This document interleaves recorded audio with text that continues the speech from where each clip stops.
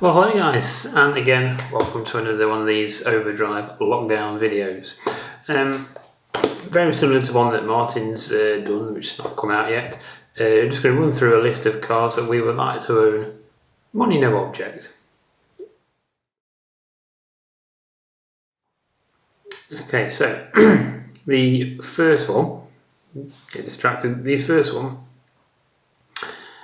the Mercedes SL from, I can't remember the code name, but from around 1990 to around the year 2000 they made it for, and it is the SL600. I just think it's absolutely fantastic, brilliant car, built like a tank.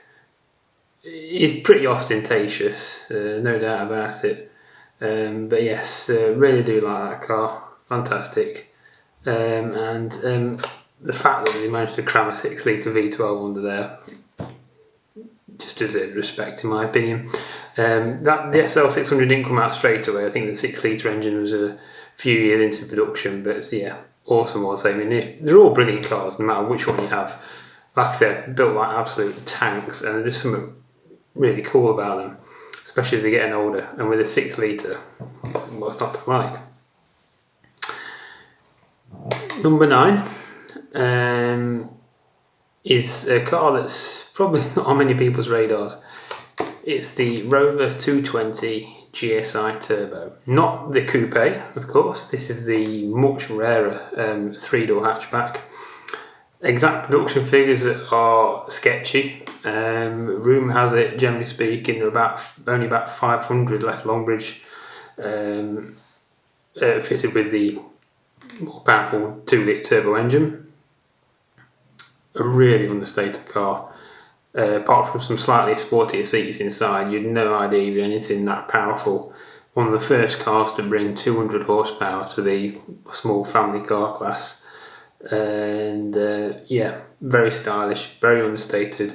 As we've discussed on Overdrive many times, we generally agree that the R8 200-400 series is probably some of the best cars Rover made. With that engine, fantastic. Number 8, sticking with that theme of cars, MG Metro. Brilliant. You know, it doesn't matter if it's a turbo or just a 1300. Stylish little runabout. Well, I think it's getting more stylish as it's getting older anyway. It might not have seen that at the time. Yeah, just think they're really cool. And they've got red seat belts. Again, what's not to like? So guys, number 5. Yeah, very interesting little car this. I have had the pleasure of going in one once. And it's also again a car that we don't get here in Britain. Well, this generation we didn't anyway. It's not particularly, in fact it's not powerful at all, and it's certainly not expensive, but it is the Mark 1 Renault Twingo. I just think they're so cool. You know, I went in one 20 years ago. I was on holiday in Greece, and it was one of the cars that was available for hire at the time. I begged my dad to hire it because I knew chances are it would be the only time I get to go on, and sure enough, it was. The only ones I do know, well, I know of one not too far away from here, but the only ones that are in Britain now are ones that have been personally imported. They were never sold here officially. They were left-hand drive only. Seen a few, quite a lot when I've also been over on the continent in the past for a couple of times, but yeah, just think that's so cool. When they were new, you could have them with aircon and or a rollback roof that went all the way back, and that's what the one I had when I went on holiday all them years ago. Very tough little cars. If you've seen some of the roads in Corfu, or certainly what they were like back then, the suspension was like that. But it put up with everything you could throw at it, it put up with it. Extremely tough little car, and just so French, I suppose, really, just so cool. brilliant. Wish they sold them here, but they didn't. There you go. That was number 5. Number 4. Martin's going to like this one because, as we know, he's a secret American. The Dodge Ram SRT10. Some of you will know why this is significant. Now I told you what it is. For those of you who don't know, it's basically a Dodge Ram with a Viper engine. And more specifically, the single cab one I'm thinking of, because I believe, sure this was the case, the double cab ones were automatic and the single cab ones were manual, I think. So in that case, yeah, definitely the single cab. Again, not a car we haven't got here, but brilliant all the same. I think the whole concept of the idea, you know, of a pickup truck with a Viper engine up front is just, I just think it's brilliant. It's probably not something we're going to see again, I suspect, but fantastic all the same. So yes, number 3. Forget where I was then. A car that, yeah, I have been in once, and again, just like last car, this is something we are never ever going to see again from a car manufacturer, given the even the push now towards more environmentally friendly cars, and it of course is the Renault Clio V6. They did this phase 1, of course, and then the phase 2. Renault, of course, did this back in the 80s as well with the Renault 5 Turbo 2. But yeah, with the Clio, they basically took the back seats out, fitted the 3-litre V6 engine out of the Laguna, where the back seats would normally be, fitted a massive body kit, and I'm not joking, it's about a foot to step over to get into the actual car itself. I know because I've done it. 2 massive tailpipes hanging out somewhere through the back bumper, and a huge set of wheels. It just brilliant. I think the phase 1 was 230 horsepower and the phase 2 255. And you know the whole concept of a Renault Clio with an engine in the back and 255 horsepower, just going through the rear wheels, I believe it was. I'm sure it was a rear wheel drive. Just epic. You know, again, something I'm not gonna see again. Around about £27,000 new, I remember. Not much less than that now, I suspect. I'm sure they're going for around about mid-20s for a decent example, and you know, if not more. And it's not hard to see why. Very, very limited run, of course. Like I said, not something we're going to see again. Number 2, probably, well, in my opinion, there's a debate on this, of course. Everyone is entitled to their own opinion. This is just mine. In my opinion, this is the best looking car ever made.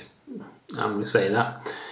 And it's the Aston Martin DB5. I just think it's absolutely gorgeous. You know, they got the styling bang on with that, of course, made famous by the Bond films, which I suppose helped its cause. But yeah, brilliant. I mean, if you drive one these days, so I'm told, the driving position is very, well, the driving feeling is very much like driving an old car. It certainly drives and handles like an old car, probably not as good as it looks, I suspect. But there are companies out there, of course, that modernise cars like this these days, with power steering, air conditioning, all that type of things, but we're still keeping the look of the car. Yeah, I think that's brilliant, really. But for the purists out there, nothing is better than originality, and I have to say, I'm probably in that camp. I think these cars should be left as they left the factory, to be fair, and yeah, the DB5, absolutely astronomical in value now, particularly mint original cars, well into 6 figures, you know, and I can certainly see why. Brilliant, that's number 2, and of course number 1. Right, number one. So this isn't going to be everyone's idea of the best car or their favourite car they have in their garage. And I want to point out at this stage that I found out that Martin has picked the same car. Yeah, we didn't plan to have it picking the same car, it's just kind of happened. So I do apologise for the lack of diversity there, viewers. Yeah, it's the Ford Escort Cosworth. In my case, more specifically, the Escort Cosworth Monte Carlo in, what's the name of the colour? Jewel Violet Red. Rumour has it they only made 10 right-hand drive examples for the UK market. It also makes it the rarest Cosworth of them all as well. All came with a cloth interior with motorsport written on the sides of the seat bolsters, a plaque in the dashboard. They all came with 16-inch OZ wheels and a few of the bits and pieces to separate them from the standard Cosworth. I just think they look absolutely stunning, especially when they're stock and mint. Values, again, like many fast forwards these days, absolutely through the roof, and given the rarity, again, that's not hard to see why. I think they're so cool with that whale tail spoiler. They look like nothing else on the road, and the rare occasions that I do see one these days, usually in the summer months, it still turns my head. I mean, I just think they're absolutely brilliant. Obviously underneath they're basically a shortened Sierra floor pan. That's pretty common knowledge, so people know that. Around about 227 horsepower and 4-wheel drive. Many of them have been modified, but many of the rarer ones, like the Monte Carlo especially, have been left as they are because people, even a few years ago, knew the value of keeping them stock to preserve the retail value. So yeah, not everyone's idea of their favourite car that they'd have in their garage. I suppose this list isn't really a money no object list, because you could buy a lot more expensive cars than what I've chosen on here if you had money no object. But for ones that I fancy myself, yeah, definitely. Like I say, I'm not really a supercar Ferrari Lamborghini person, as much as I respect cars like that. I'd love to go in cars like that. It's not really what I aspire to, but there we go. That's my list. I hope you enjoy it. I know not all of you are going to see the appeal in some of these cars. I hope some of you do. I do hope that some of you agree as well. That'd be really nice if I'm not the only person in the world who likes a Mark 1 Renault Twingo. But there we go.